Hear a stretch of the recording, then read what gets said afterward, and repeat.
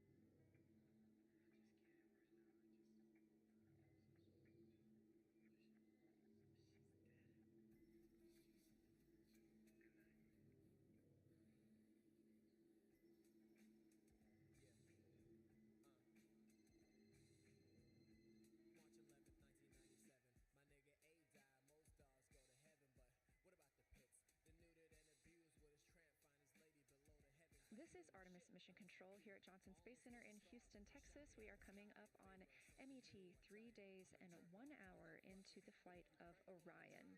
I'm joined here today by Dr. Jacob Richardson. He is the Deputy Lead for Artemis II Lunar Science. Thanks for joining us. It's lovely to be here. So can you tell me about your role and about the team members who make up the Lunar Science team?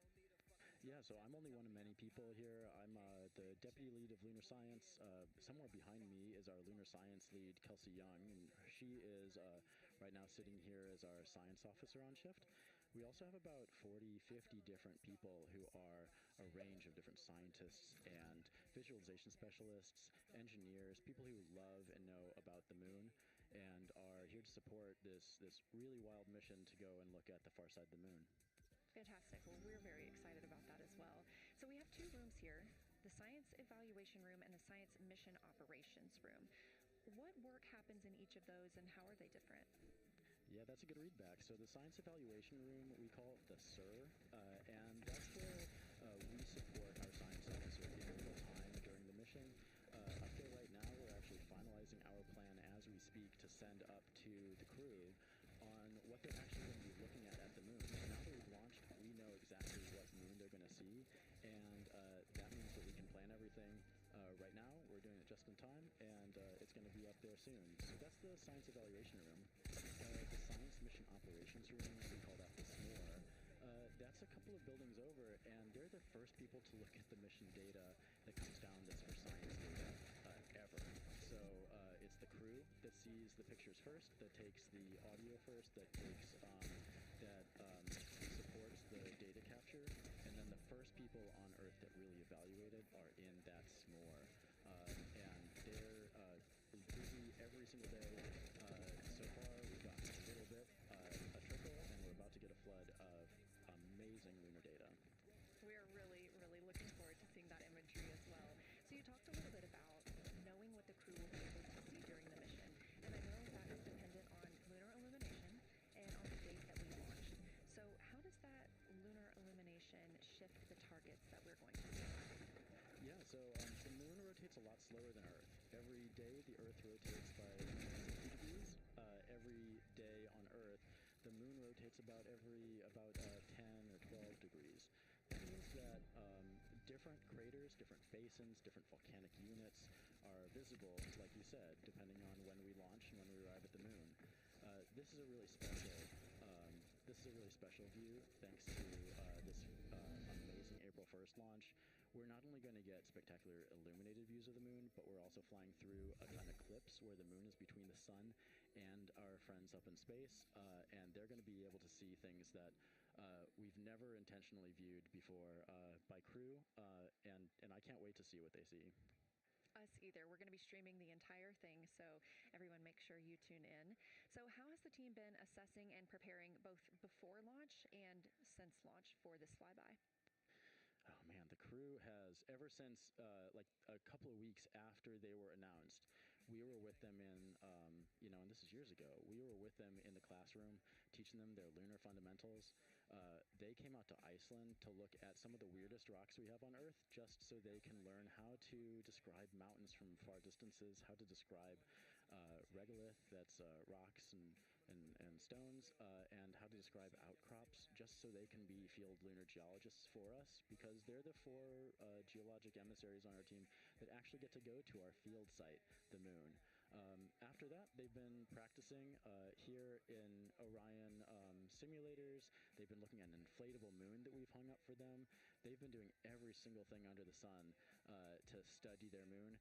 And just earlier today on a PAO interview, we heard them speak to some really small craters, and they knew their names. We're really excited that they know places like Grimaldi. Obviously, they know Oriental, but they know so many other places on the moon that they are personally excited to observe. We are also very excited to hear about that. They're going to be calling down a lot during the mission as they report what they're seeing to the ground, and I know they're also going to be taking some recordings that will be downlinked later that your team will be able to analyze. But a pop question for you. Today during the press conference, Kelsey Young was asked, what are you most excited for the crew to see? So do you have a personal target that you're most excited for them to see? Oh my gosh, what am I excited for? So you'll have to tell me what Kelsey said because we were really busy at that point. We saw her talking, but we're finalizing our science plan and we're really busy up there. That said, I'm personally excited for the near side views. Something that we don't always get with a lot of these planned launch dates, but we got because we launched in early April, is that the near side is completely illuminated when they start their flyby. That means that everything that they see is the same stuff that we're able to see when we look at the moon. We're going to have the shared view, and there's so many volcanic terrains there. There's so many craters. There's so many mountains that we can see from Earth with either our naked eyes or with binoculars that the crew's going to share with us. And I'm excited to share that view with the crew at the beginning of that flyby. That's fantastic. So if you're on Earth and it's nighttime where you are, we can look up and see the same exact view that the crew is seeing at that time.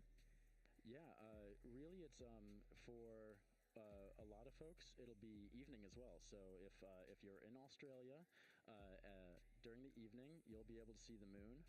If it's nighttime and you're in Asia or anywhere where you're kind of close to the Indian Ocean, you'll be able to see the moon really well. So this will be a treat for our friends in Africa, Asia, Australia, Oceania, and anyone who can't see the moon. You still have to follow our coverage for sure. Absolutely. And for those of you that can, what another cool way to feel connected to the crew. So, Dr. Jacob Richardson, thank you so much for joining us today. We cannot wait for Flight Day 6. I can't either. I'm here with you.